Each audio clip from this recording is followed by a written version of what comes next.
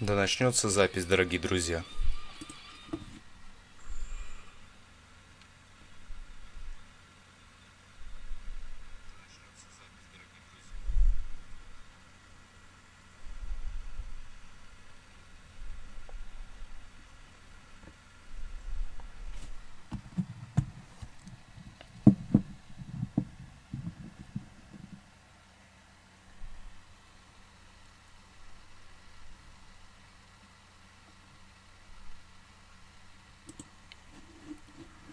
Добрый вечер, дорогие друзья, с вами Велтер, и сегодня мы будем записывать обзор на игру Warcraft 3 Фазотрон. Это первая моя трансляция, и долго приходилось мне думать по поводу того, на какую тему записать бы эту трансляцию, и посчитал, что, наверное, одним из самых лучших решений будет запись какой-нибудь интересной игры. Желательно той, в которую играешь уже достаточно долгое время. Оставляю донат, ссылку в описании. Кому не жалко, пусть кидают деньги. В принципе, заниматься вот таким вот делом это интересно и в принципе даже не трудно. Но каждому не под силу, особенно начинающему блогеру, поскольку здесь должны быть колоссальные затраты на игры и на компьютеры, и на все это. Поэтому приходится долго думать над темой этой игры. Заранее извиняюсь за качество трансляции. Возможно, будут какие-то зависания, но это связано, конечно, с компьютером и со всеми нагрузками, которые как раз таки идут на нее. Эта игра, карта называется DFK версия 1.4.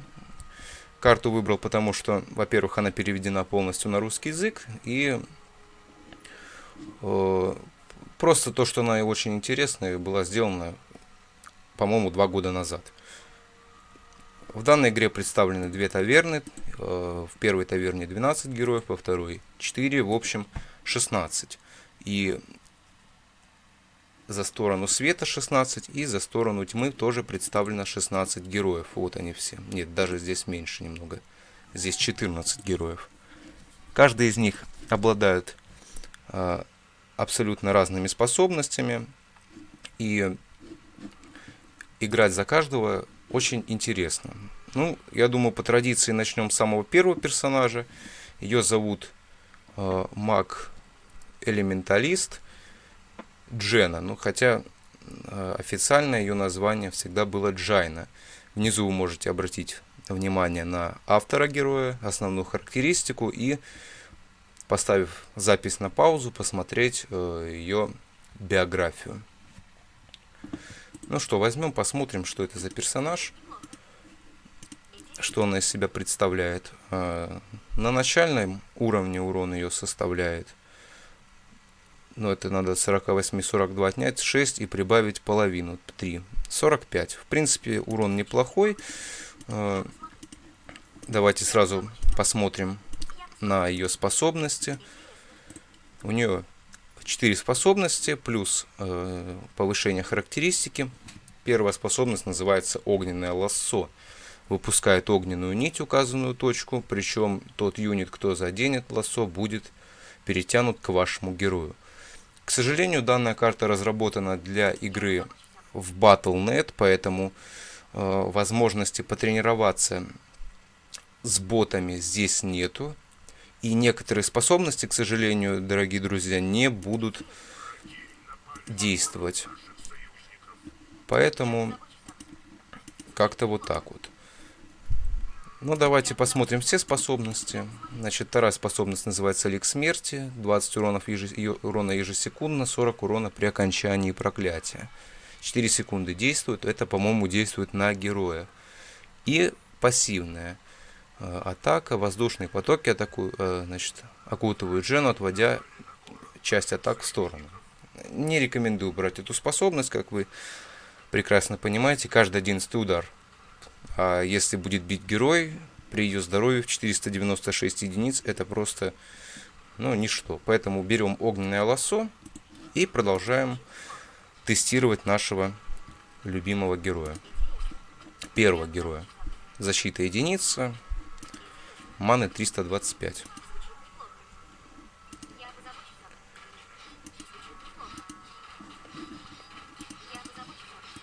Значит, давайте посмотрим, что это за штука, лассо. Вот так она притягивает и наносит урон. Кто играл когда-то в Dota 2, или я не помню точного названия развернутого, по-моему, Defense of the Ancients называется она. Там есть такой излюбленный персонаж, его зовут Пудж, в Warcraft его зовут Мясник. У него есть крючок, который притягивает персонажа и наносит ему такой же урон. Давайте возьмем пассивную эту атаку, посмотрим, как это будет действовать. Сразу видим, появляется новая анимация. Такая анимация была у Ястреба. Это тоже один из персонажей игры. Warcraft 3 Фазотрон представляет такую расу, которая называется Альянс.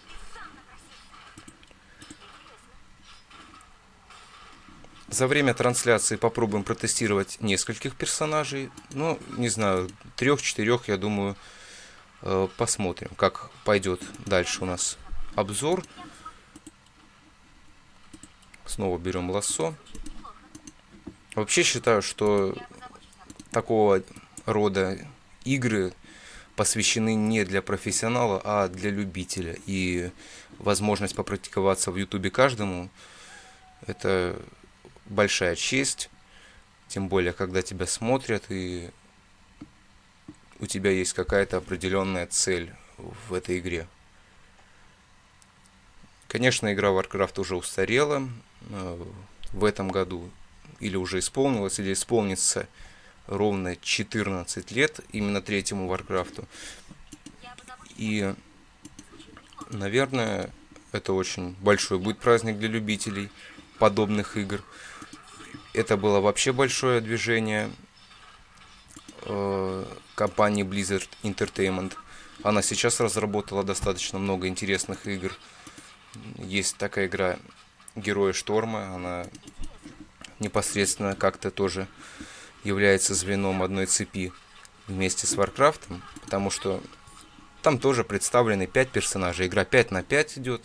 Также башни, разрушение казарм. Но просто немного современнее, интереснее. И просто уже возможность играть по интернету здесь большая. Давайте посмотрим, кстати, что у нас здесь есть в лавках. Лавки, конечно, необычные, представлены персонажами, как и, в принципе, в Доте 1. Это вообще было уникально, когда придумали из третьего Warcraft добавить мод и сделать, соответственно, вот эту необычную карту с башнями, где первая башня, вторая башня, третья и база непосредственно. Крипы представлены. Правда, единственный баг, который до сих пор остается: после уничтожения казарм появляются крипы. Откуда они выходят, никому не известно. Давайте посмотрим, что здесь продается.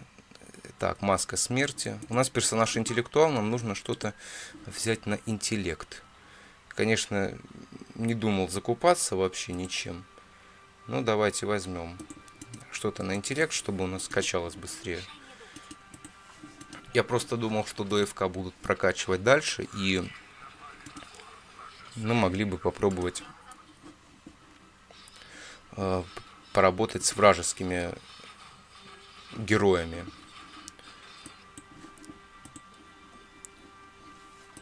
Сразу получается, что карту будем обозревать долго, потому что персонажей здесь немало. И я думаю, что у нас с вами проблем не будет.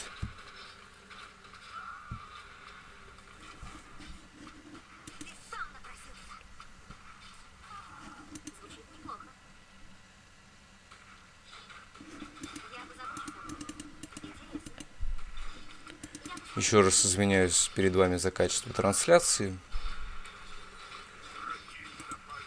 Хотя, в принципе, считаю, что здесь особо разглядывать нечего. Я вам буду зачитывать, что не видно.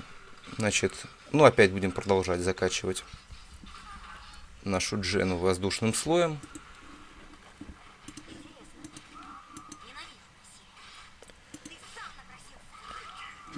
И постараюсь как-то менять тему разговора и обсуждать с вами темы, не только касающиеся игровой тематики. Вообще долго размышлял по этому поводу и думал сначала практиковаться в области образовательных каких-то сфер. Там много, конечно, есть каналов, которые готовят к экзаменам и к другим вещам. Но думал, что будет интереснее как-то рассказывать факты какие-нибудь научные, интересные, или вот комментировать видео тоже. У нас в России это дело развито, но комментируют известных людей, которые занимаются этим комментарием, немного.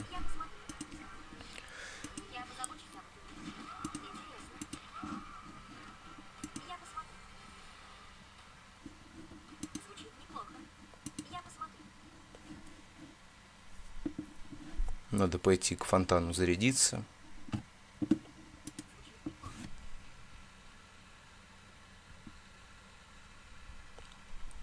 Уже по возможности буду в следующий раз, это как бы пробный режим трансляции. В следующий раз, конечно, нужно будет увеличить у нас и качество трансляции, потому что 360p это, конечно, ничего, ничтожно как-то.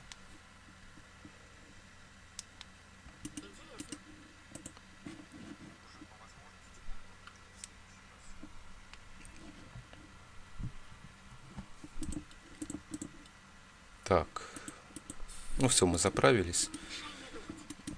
Долго тестировать одного персонажа не буду, дойдем до последней способности, до 6-го уровня, и будем переходить к следующему герою. Я надеюсь, что сегодня по возможности, как получится. Ну, планировал, конечно, на час трансляцию. Посмотрим, как донат пойдет еще, потому что, понятно, начинающему, ну, не знаю, как сказать, это блогерство или как. Трудно сначала получить первый донат, но буду каждому благодарен за донат. Ссылку я вроде бы оставил там внизу в описании. Или не оставил, надо посмотреть сейчас.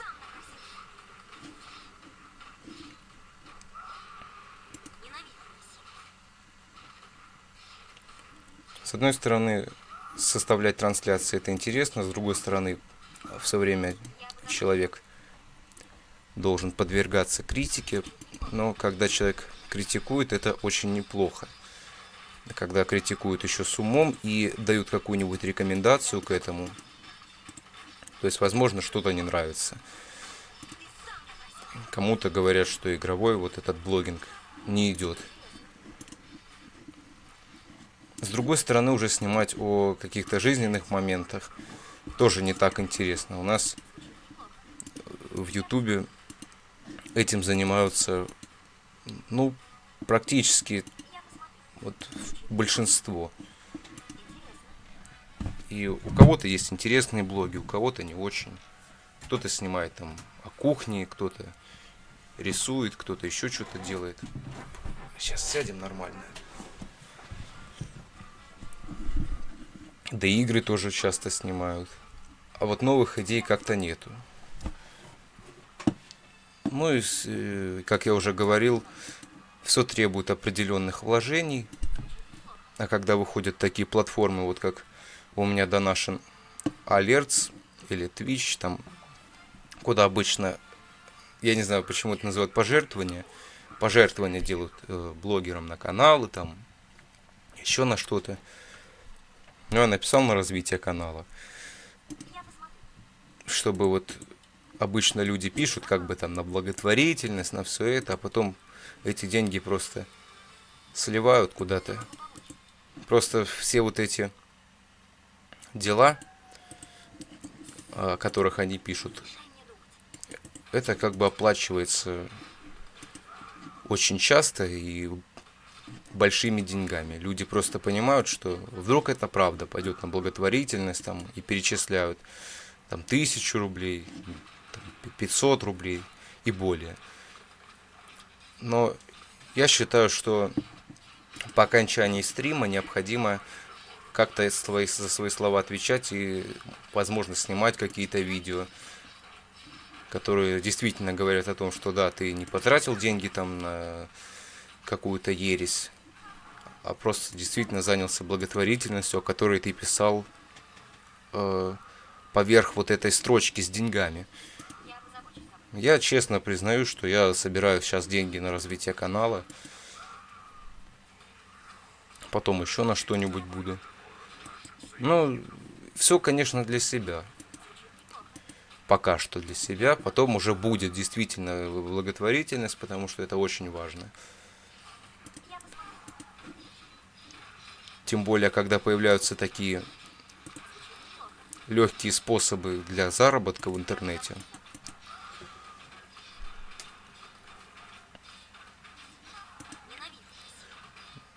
А когда человеку... Вот сидишь сейчас, заняться нечем, в принципе. Сидишь, стараешься как-то заработать деньги, пытаешься. Не знаю, у всех так бывало, наверное, когда начинали записывать первый обзор. Чувствовал волнение, и иногда приходило такое ощущение, что тебя никто не смотрит, там, вроде ты никому не нужен. А потом, даже если тебя не посмотрели в прямом эфире, тебя обязательно посмотрят после эфира, найдут твой канал. Потом они подумают и скажут, наверное, надо было посмотреть. Вдруг что-то интересное или заинтересованы люди тематикой. Так, ледяная сфера есть. Угу. Давайте посмотрим сейчас, что это за штука. А потом они могут подписаться на канал и смотреть. И вот так вот начинается вот эта вот стратегия заработка подписчиков. Вот смотрите, как идет сфера. Хороший скилл, наносит 70 урона, по-моему, потом увеличивается, да, до 160. Она потом отлетает и как бы наносит урон в обратную сторону. Так, друзья, это была Джена. Теперь сейчас заходим заново и тестируем нового персонажа. Будем до 6 уровня качать всех, а потом уже с вами распрощаюсь. Записывать стримы буду каждую субботу.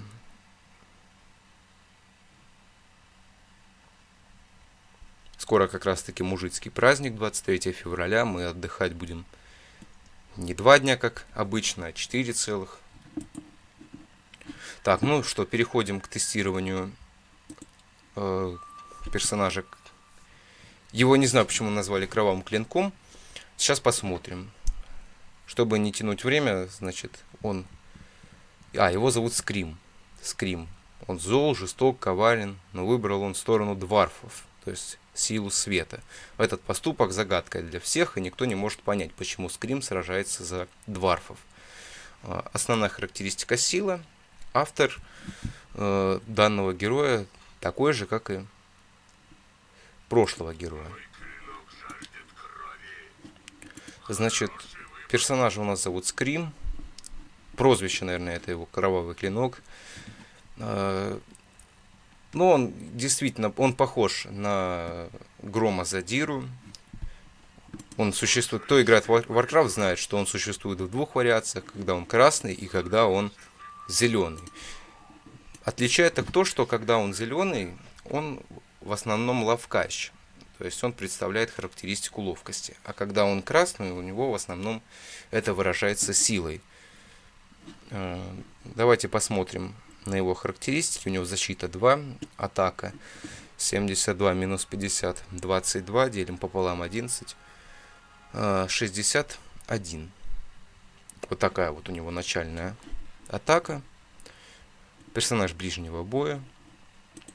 По способностям пройдемся. Значит, сейчас кровавый вихрь. Скрим крутится вокруг своей оси, нанося урон и подрезая противников.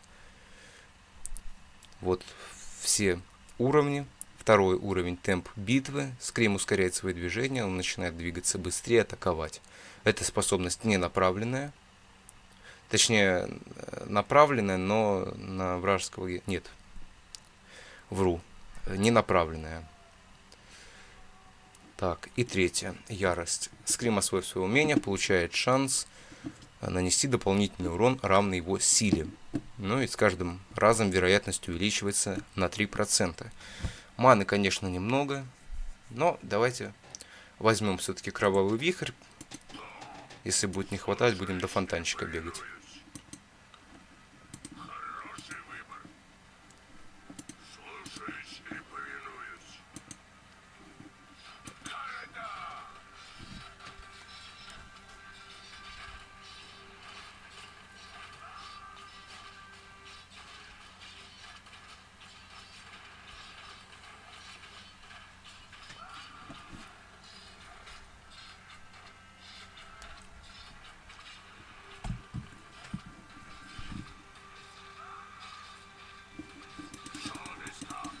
А у нас новый уровень, берем пассивную способность ярость.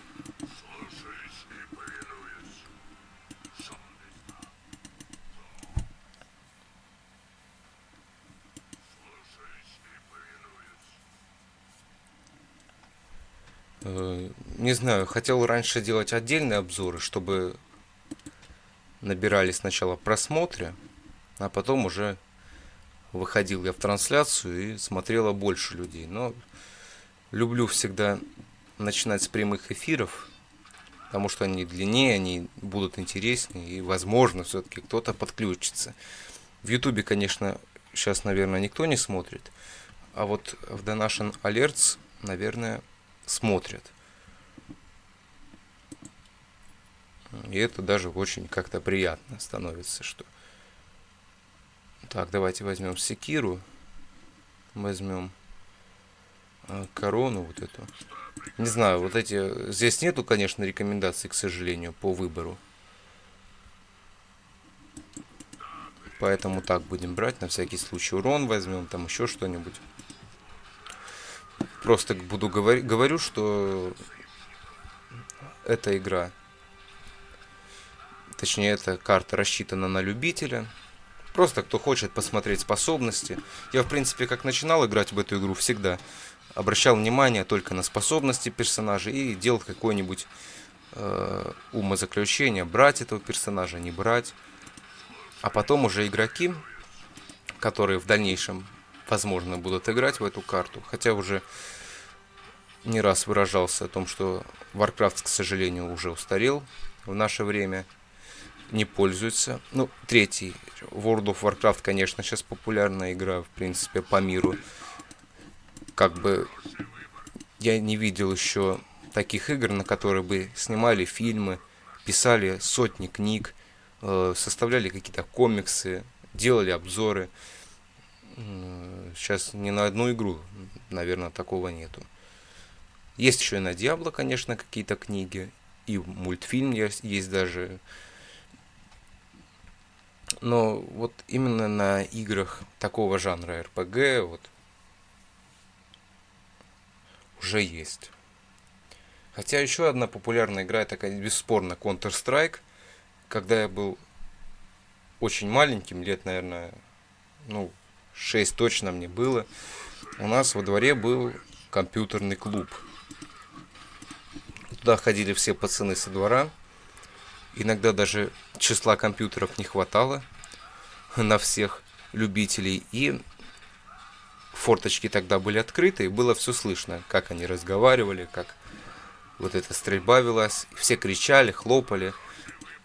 Это как сейчас проводятся всякие эти конкурсы, вот International, вот в Доте, когда сидят люди, смотрят трансляции, там миллионами человек собираются, а потом еще по окончании конкурса, если вы выигрываете, вообще этот турнир вам дают чуть ли не, по-моему, 18 последний раз было, миллионов долларов на 5 человек на команду.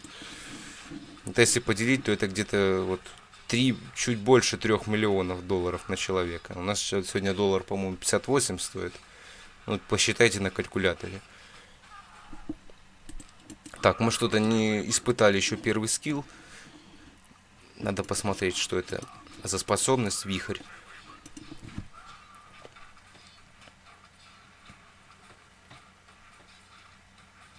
И тогда в компьютерные клубы не пускали, если не играете.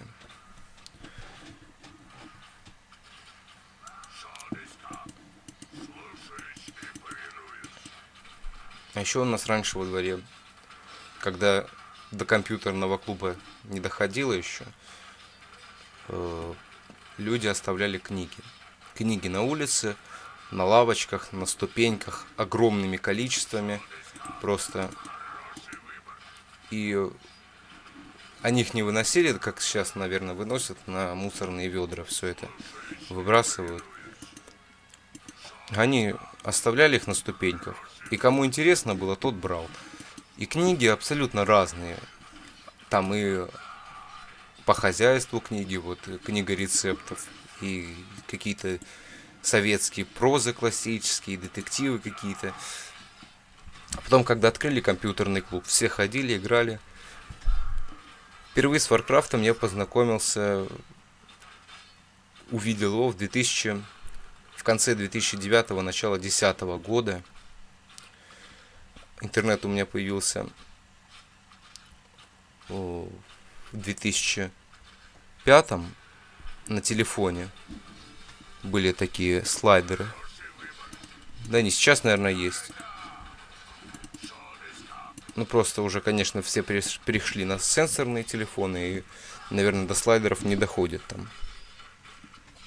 И там был интернет такой, даже ВКонтакте был, но вот это, когда переключался, это было вообще нечто. Так, 5-й уровень у нас.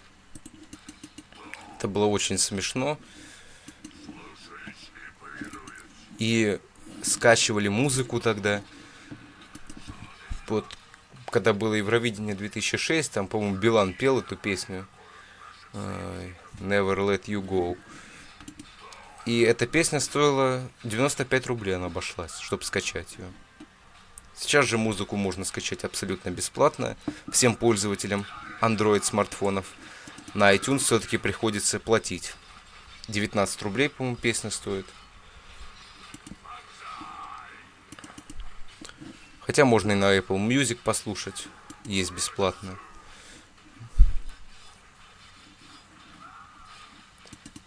Ой, нехорошо будет. Хотя у нас, в принципе, хорошая защита от урона. Башня вот атакует с уроном 98 единиц. Нам отнимает только 30 единиц.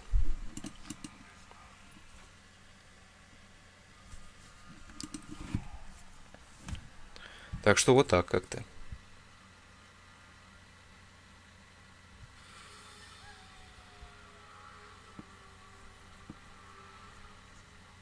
Сейчас на базу сходим, заправимся немножко.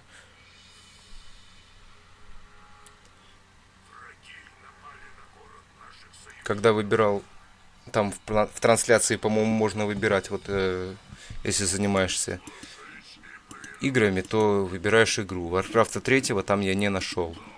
Ну, мы играем версию Frozen Throne, а там только, вот, сейчас я вам скажу. Я не забыл уже, что они там отметили мне.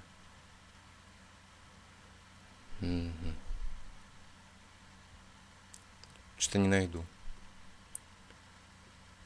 Не знаю, что-то нету.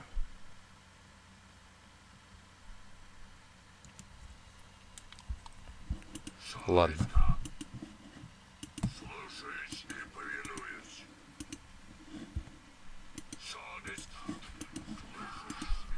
Как будут появляться новые идеи, или вы можете мне... Хотя нет, не надо, в принципе. Сам найду какую-нибудь идею для продолжения развития канала, чтобы просто не зацикливаться на Warcraft 3. Другие игры снимать не могу, это будет вообще нечто. Тогда будут зависать, как не знаю что. У меня Warcraft, наверное, и так зависает там с огромной скоростью. Наверное, уже вообще.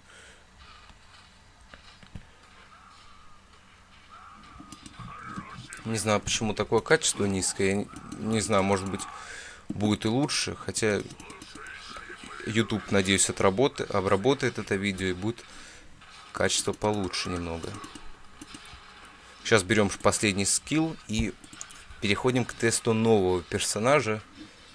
Я не помню даже, кто он. Давайте, знаете, как, наверное, сделаем? Потестируем два, два добрых героя, два хороших, или три добрых, три хороших, или по четыре. Вот мы записываем уже 30 минут. Мы пишем два героя 30 минут. Поэтому мы можем уложиться в 1 час. Если снимем обзоры на два хороших и два плохих героя. Наверное, сейчас так и сделаю.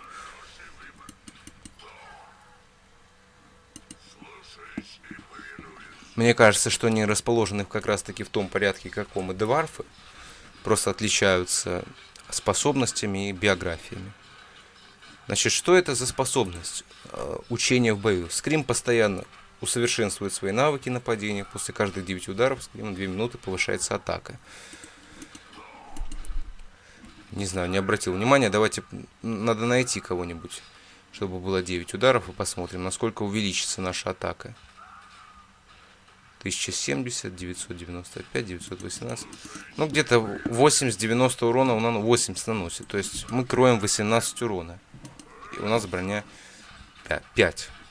Значит, давайте посмотрим, насколько это 2. Вот, мы ударили, у нас повысилась атака на 3 единички. Да, на 3 единицы. Потом будет на 12, но персонаж, конечно, не такой прям сильный, чтобы можно было им хвалиться. Из всех вообще персонажей предпочитаю ловкачей, потому что это, наверное, знаете, как бы самые крайние. Интеллектуалам постоянно нужно следить за маной, за своей.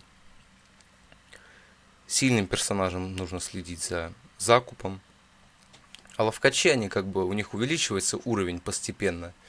И не замечая, что и скорость атаки становится больше, и еще что-то больше там. Так, я забыл взять второй скилл, поэтому сейчас мы возьмем второй скилл, посмотрим, что это за штука такая. И будем переходить к тесту другого персонажа. Это уже будут персонажи от... я не помню, как их зовут. В общем, с красной стороны, со стороны зла.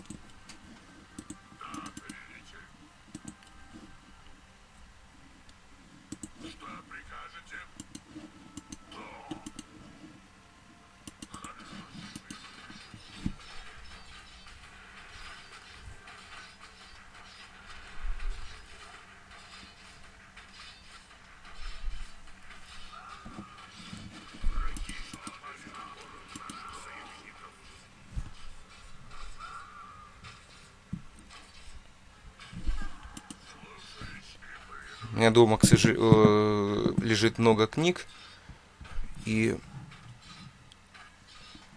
там есть одна про стратегию на ютубе. И когда прочитал ее, так и не понял, что они хотели сказать этой стратегией. Я не увидел просто смысла в этих стратегиях. Они в основном говорят о вот этих блогах, которые можно записывают в основном вот с камер. Свои лица записывают по путешествиях. Так, берем второй скилл и посмотрим на крипах, что это за штука. Скрим ускоряет свое движение, он начинает быстрее двигаться, атаковать на 7%. Длительность 20 секунд, перезарядка 45, мана 75.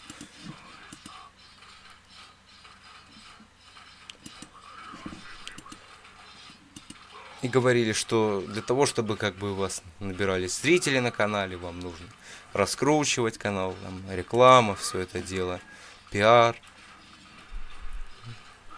Но считаю, что это как-то... Если человек готов раскручивать свой канал, то он должен вкладывать свои силы, а не свои деньги. Так, вот в этом скилле я не вижу ничего, в этом умении интересного. Действует вроде на нас. Воин впал в боевое безумие, уже пропало безумие. И как-то скорость атаки я не учуял здесь. Вихрь какой-то коротенький. Так, ну и все, как бы этот персонаж был протестирован полностью, кому он понравился. Я попробую потом оставить, конечно, ссылку на карту в описании, если она есть. Просто когда скачивал сборку, некоторые карты шли прямо в одном архиве. Но написано было, по-моему, если вы видели, спасибо сайту xgm.ru. Наверное, там есть. Эта карта, можете найти ее, скачать бесплатно, без регистрации. И посмотреть, какие тут еще персонажи есть. Мы сейчас переходим с вами к тесту других персонажей. Заранее переключусь на... у нас темные эльфы есть. Вот сюда мы переключаемся. Все, тестируем.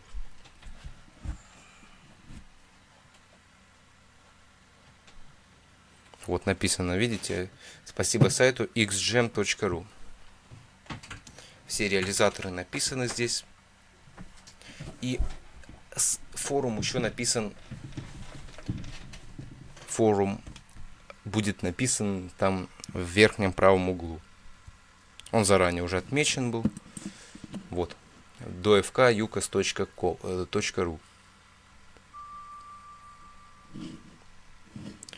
Ну вот, мы перешли, соответственно, на новую локацию. Как бы, если мы были вот здесь вот, то мы теперь перешли на какую-то мертвую зону, страшную. Здесь и деревья какие-то фиолетовые, ужасные.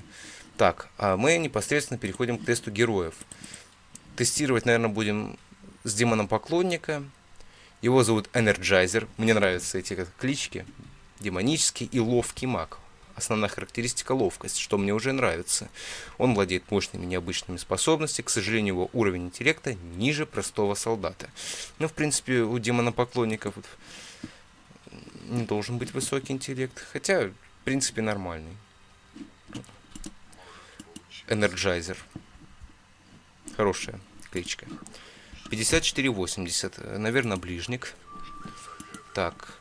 От 80 отнимем, если 50, то это 30, еще 26 пополам поделим. Это у нас 13, 54 плюс 13, 67. Отличная атака. Маны маловато, правда, и здоровье тоже. Зато защита, как у нашего прошлого персонажа. Статуса нету, но двигается очень прилично. Давайте посмотрим сразу на способности необычные, на эти. Огненный дождь. Ну, в принципе, кидается метеоритами этими, известно. Наносят, значит, 15 единиц урона в секунду, то есть уже неплохо. 35 урона и еще 15 на 3, это 45. Ну, 80 урона. В принципе, неплохо на первом уровне. Так, второй. Так, демонопоклонник получает шанс боя нанести дополнительный урон и оглушить на 1 секунду. Это пассивка, скорее всего. Демоническая аура дает герою окружающим. Да, давайте возьмем, значит, ауру.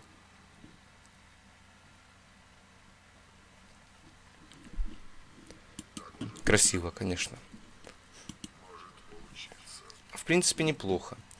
Давайте посмотрим все-таки. Попробуем оправдать наши теоретические убеждения практическими выводами. Конечно, сказал.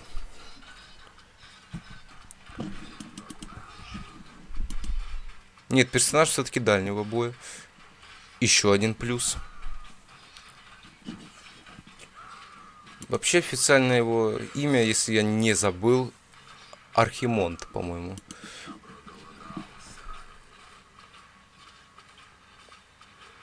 Он был всегда ближником, но в этом случае он дальник. Так, еще раз берем.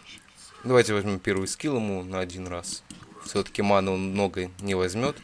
И сразу испытаем на этих врагов, на дальнике, на этом, на снайпере. Раз, два, три. И идет урон. Ну, в принципе, даже больше. У него осталось 125. Мы сняли 125 урона, а не так, как написано здесь. Но это, наверное, еще какие-то наши, возможно, отличительные черты играют персонажа. Поэтому столько урона. Проверим на башне. На башне не действует периодический урон. Зато на нас очень хорошо действуют ее стрелы.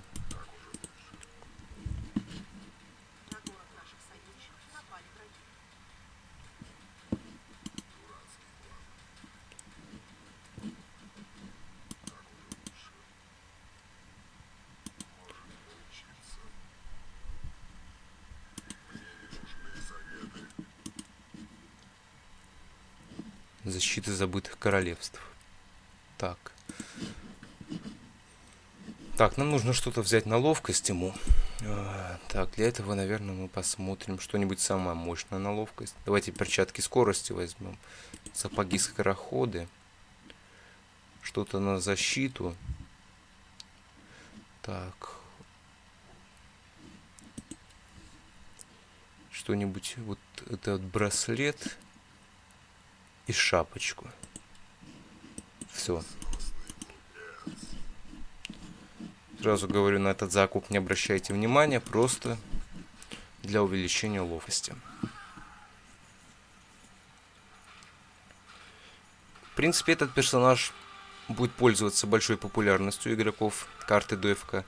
Ну, я так считаю, это мое личное мнение. У него есть практически все виды способностей, особенно цепь перста смерти. Это тоже моя любимая способность, и мы обязательно посмотрим ее. Я не знаю, правда, на кого она действует, на героев или нет. Так, демоническую ауру еще раз качнем, а потом качнем второй скилл и посмотрим, что у нас будет. Так. Эта аура очень хорошо чувствуется на ловкости всех героев. Обычно такие способности действуют, ну, являются как бы пассивными, а не аурами. Значит, этому энерджайзеру бесспорный плюс.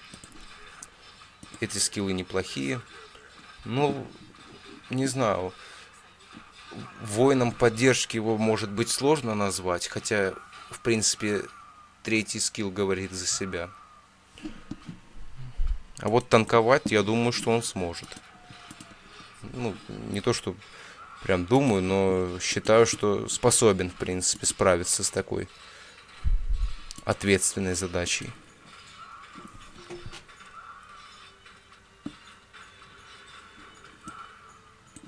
Так, руна атаки. Что-то мы ее пропустили, возьмем. И руны, в принципе, тоже изменились. Немного скорость, наверное, увеличилась. Сапоги скорохода не работают у нас.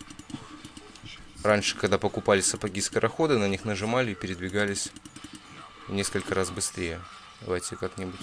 Так, у нас 4 уровень, берем сильный удар. Да, пассивка. Демонопоклонник получает 15% вероятность в бою нанести 20 единиц дополнительного урона и оглушить на 1 секунду. Давайте посмотрим. Если 20% вероятность, то это, в принципе, каждый 5-й удар.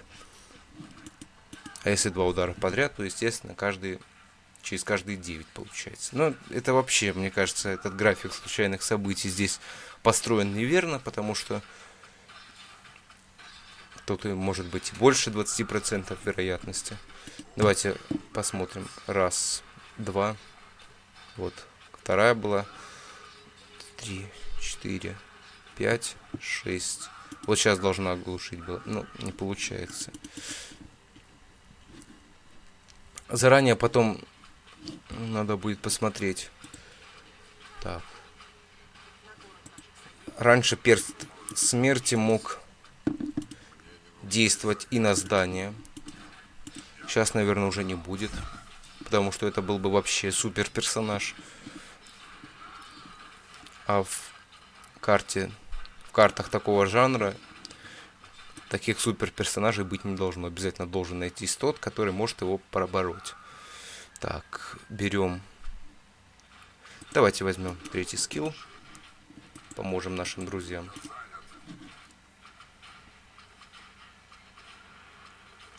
Мы башню или ананас?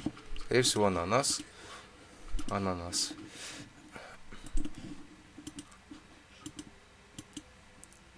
Восемь минут уже идет это сражение. Мне очень нравится, что здесь и время показано. Как-то странно показано, как бы таким делением. Можно было через двоеточие, но к этому придираться не будем. Так, алмазы. Вот за алмазы что-то можно покупать, но я не помню, они раньше выпадали, наверное, и можно было что-то купить за... За алмаз у нас продается вот этот щит. Щит Грена.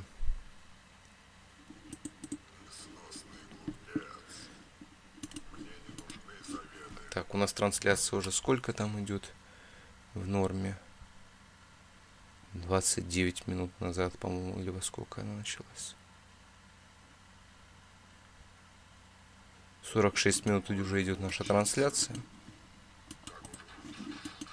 Ну, пока закачаем и последнего персонажа протестируем.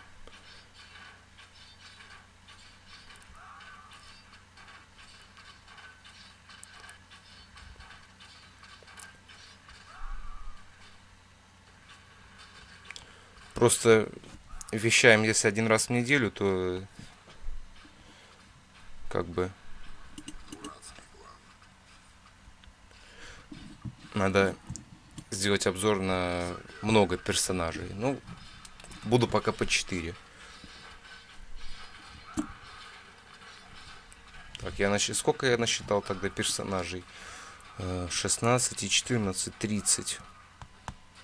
30. Если 30 на 4, это 7,5 суббот мне понадобится. Ну, короче, можно сказать, что я на 2 месяца ухожу в тест в этот. А потом уже как раз будет времени для раздумий над новыми идеями.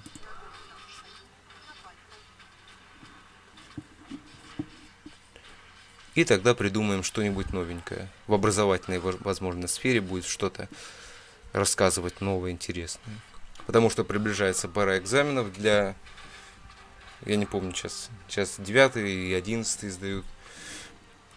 И каждому нужно что-то помочь. Так, посмотрим, перст более не действует, но действует на них. Неплохо. 225 наносит. Я не знаю, сколько мы сейчас сняли. 203. Так. Сейчас убьют. Опа. Да, может достанутся мои 130 золотых. Так, ну, перст боли. Так, я не посмотрел, правда, сколько он стоит по мане. Ну, вот так выглядит. Еще раз проверим и переходим к тесту последнего персонажа. Не знаю, как его зовут. Тут, блин, таверны. Нет, можно. Как тут таверны расположены.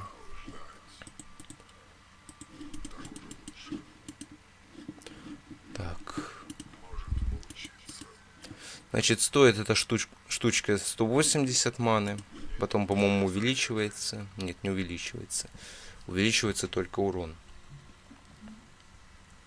Так, потом что-то еще. Распространение урона поражает 16 врагов.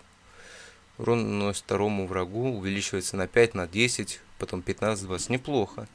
Это то есть, если мы начнем сеточку на крипа, то есть сейчас, как же вам показать? Так, Alt-G.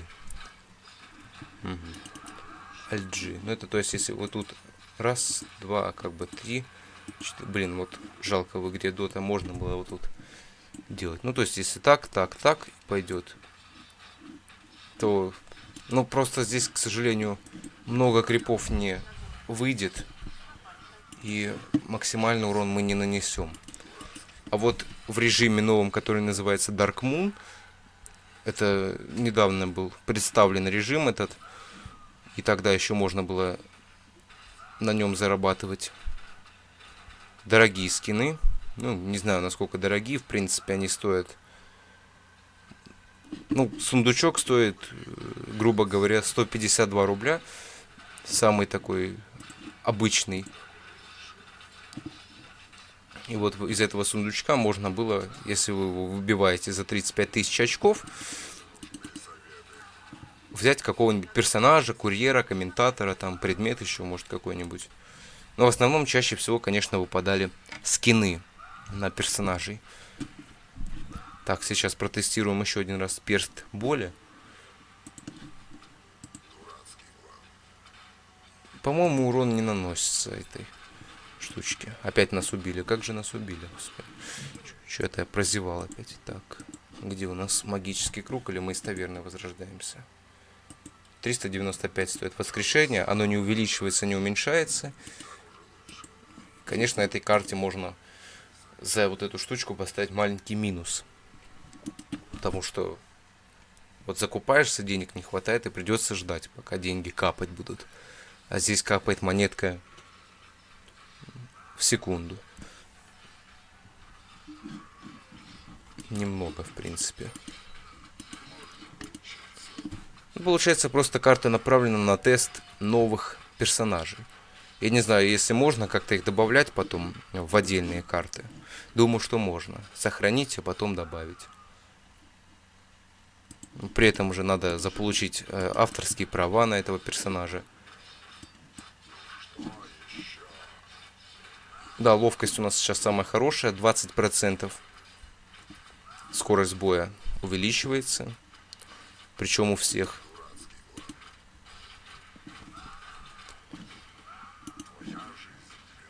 Ладно, давайте протестируем последнего персонажа. Я с вами распрощаюсь. Кому понравится эта трансляция, пожалуйста, поставьте лайк, подпишитесь на канал и будете каждую субботу смотреть мои обзоришки.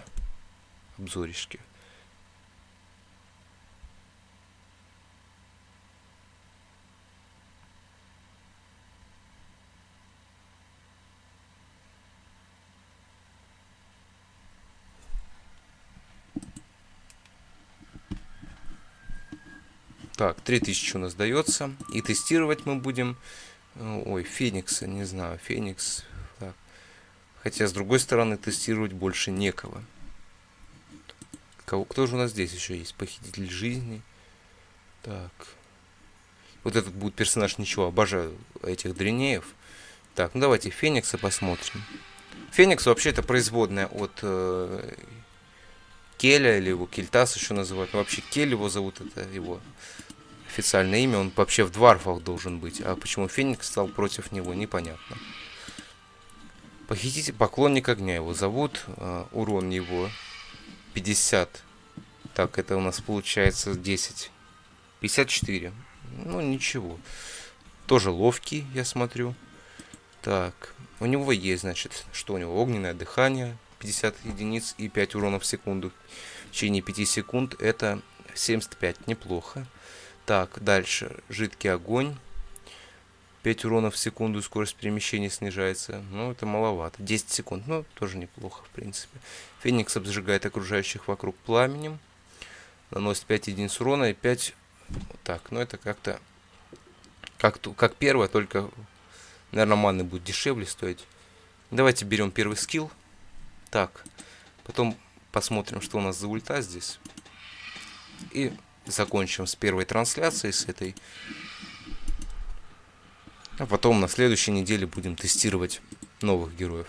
Я, конечно, сразу вас предупреждаю, что не каждый раз будет трансляция по субботам. Возможно, трансляции будут пропадать, но обязательно буду восполнять их в свободное время. Трансляция может быть не только раз в неделю, она может быть и 2 раза в неделю, и 3 раза в неделю. Даже каждый день может быть. Всю неделю может идти. И время трансляции у меня не ограничено, поэтому можно записывать будет и час, и 2, и 3. Просто чтобы сильно глаза не уставали и вам не надоедать, буду ограничиваться в пределах от часа, 2 часов. В принципе, этого будет нормально. Давайте сразу огненное дыхание проверим на этого. На снайпере. Так, ну, что-то маловато. Плюс периодический урон идет.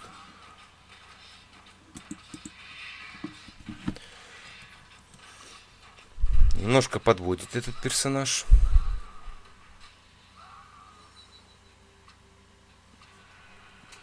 Так, 2-й уровень. Мы берем вот эту жидкую субстанцию, огонь. Так, хиленький немножко этот персонаж. Так, давайте проверим жидкий огонь на врагах. Можно проверить, уже неплохо. Жидкий огонь кидаем на дальника, на этого. Так, жидкий огонь был брошен. Что у нас там есть?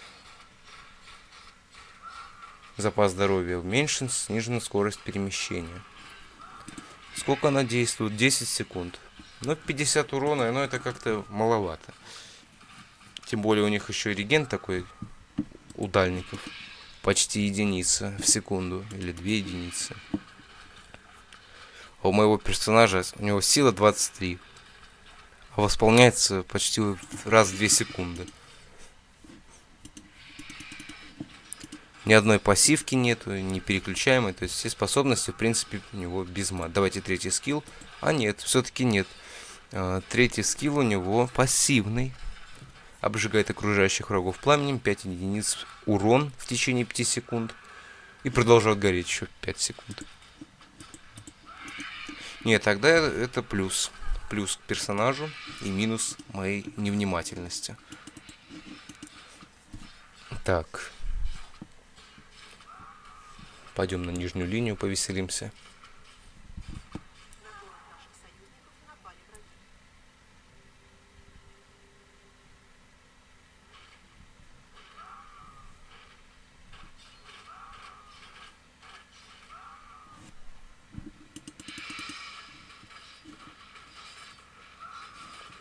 Еще раз жидкий огонь кинем. Так, способность, я так понимаю... да, она распространяема. Как и в принципе... Ой, у кого-то еще была эта способность, когда отлетал дополнительный урон. Так, давайте качать будем пассивку, потому что маны у нас... У нас вообще здоровья нету, в принципе. Сейчас заправимся. Только посмотрю, что у нас там с трансляцией. Ну, конечно, не густо с трансляцией. Но это по понятным причинам все происходит. Во-первых, потому что канал не раскручен. Поэтому доната пока 0. Хотя я не знаю, может быть виснет что-то, донаты могут не приходить. Но я считаю, что я ошибаюсь в этом плане.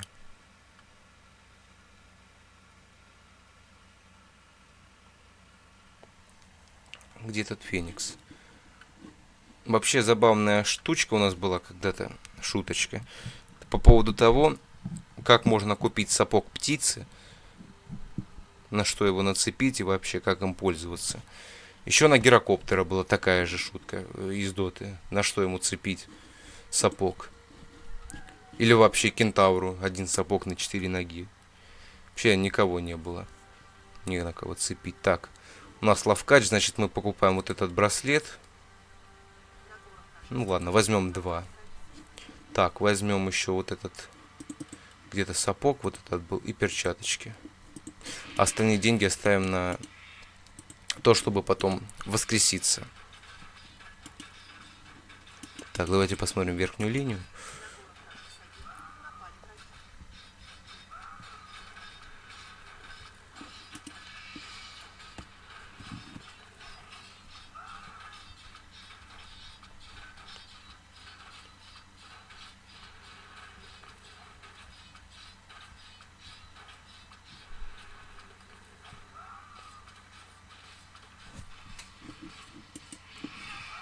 Видите, вот отправляется понемножку. Вот этот шанс. Увидите. Вспомнил я его. Значит, это был повелитель огня. У него был третий скилл, который отсылал дополнительный вот этот, видите, снаряд. Но он отлетал, мне кажется, реже, чем сейчас отлетает.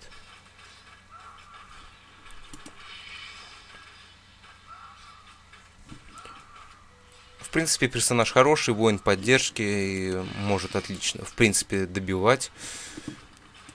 Так, ни одна способность, правда, не направлена на здание. Это не очень, конечно, хорошо. Посмотрим, что по рунам. И вот эти вот, я не знаю, что это подсвечивается, может, лавки какие-нибудь. Вот сразу что-то не обратил внимания, подсвечивается и... Непонятно сразу, что это такое, лавки, не лавки. Так, что-то мы очень сильно тянем, хотя нет, нормально.